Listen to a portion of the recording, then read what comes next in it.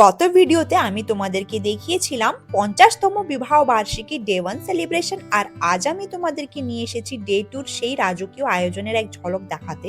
আজকের থিম ছিল একেবারে রোমান্টিক ও গ্র্যান্ড, তাই আমিও একটু স্পেশাল ভাবে রেডি হয়ে গিয়েছিলাম। তো মিন টাইম যখন আমরা ভেন্যুতে গিয়ে পৌঁছাই তখন না কাপলদের গ্র্যান্ড এন্ট্রি হচ্ছিল মিউজিকের সাথে, সুন্দর লাইটিং আর পুরো ফ্যামিলির চিয়ার্স এর মধ্যে দিয়ে কাপল এন্ট্রিটা দারুণ ছিল। 50 বছর একসাথে কাটানোর পরেও ইনাদের যে মুখের হাসি আর চোখের ভালোবাসা সত্যি দেখার মতন ছিল। তারপর হলো মালা বদল, আবারও যেন নতুন করে বিয়ে। সবাই হাততালি দিচ্ছিল, ভিডিও করছিল, আর সেই মুহূর্তটা না একেবারে ম্যাজিক্যাল লাগছিল।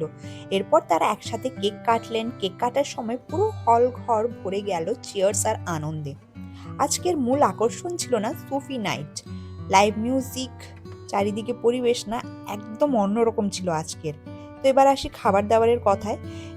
গতকালের মতনও আজকেরও প্রচুর ভ্যারাইটি ছিল খাবার দাবারের, স্টার্টার থেকে ইন্ডিয়ান, কন্টিনেন্টাল সব রকমেরই খাবার দাবার ছিল। সত্যি বলতে সবার নাম মনে রাখাটা সম্ভব নয়।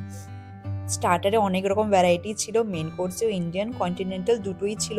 আর লাইভ কাউন্টারগুলি তো দেখার মতন ছিল। ডেজার্ট সেকশনও একেবারে স্বর্গের মতন, নানা রকম মিষ্টি, পেস্ট্রি, ডেজার্ট। আর যেহেতু শিবরাত্রি ছিল, তো যারা ব্রত রেখেছিলেন তাদের জন্য আলাদা করে ফলহারি সেকশন ছিল। এটা দেখে সত্যি ভালো লেগেছে যে সবাইকে মাথায় রেখে আয়োজনটি করা হয়েছিল। আমিও আজকের এই স্পেশাল দিনটির জন্য সিলেক্ট করেছিলাম একটি সুন্দর পেস্টেল শেডের লেহেঙ্গা। লেহেঙ্গাটির উপর ছিল সুন্দর মিরর আর সিকোয়েন্সের ওয়ার্কের দুপাট্টা। তো একদম মানে ইভিনিং পার্টির জন্য পারফেক্ট ছিল এটি। আর জুয়েলারি খুব বেশি হেভি না রেখে একটু এলিগেন্ট রেখেছিলাম। পুরো লুকটাই খুব ক্লাসি আর এলিগেন্ট লাগছিল। মানে এটা আমি নয়, সবাই ওই দিনে আমাকে সবাই কমপ্লিমেন্ট দিয়েছিলেন ভালো ভালো।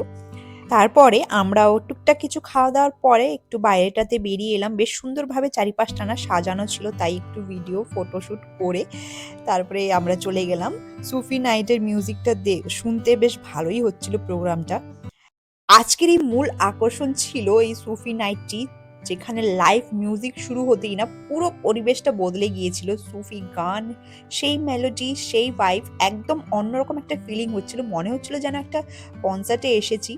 যাই হোক, ধীরে ধীরে সবাই ডান্স ফ্লোরে চলে এলো। আমরাও আর বসে থাকতে পারিনি, একটু কোমর দুলিয়ে নিলাম সবাই মিলে। তো সবাই একসাথে নাচলাম, হাসলাম, ভিডিও করলাম, ফটোশুট হলো, একদম ফ্যামিলি বন্ডিং। মানে ইনারা এত সুন্দর, মানে কি বলবো, সবকিছু ম্যানেজ করেছেন। সব সব দিক দিয়েই এত ভালো লাগছিল আমার ওখানে, একদম যাকে বলে পিওর হ্যাপিনেস। সত্যি বলছি, এই সুফি নাইট না পুরো সেলিব্রেশনকে একটি অন্য লেভেলে নিয়ে গিয়েছিল।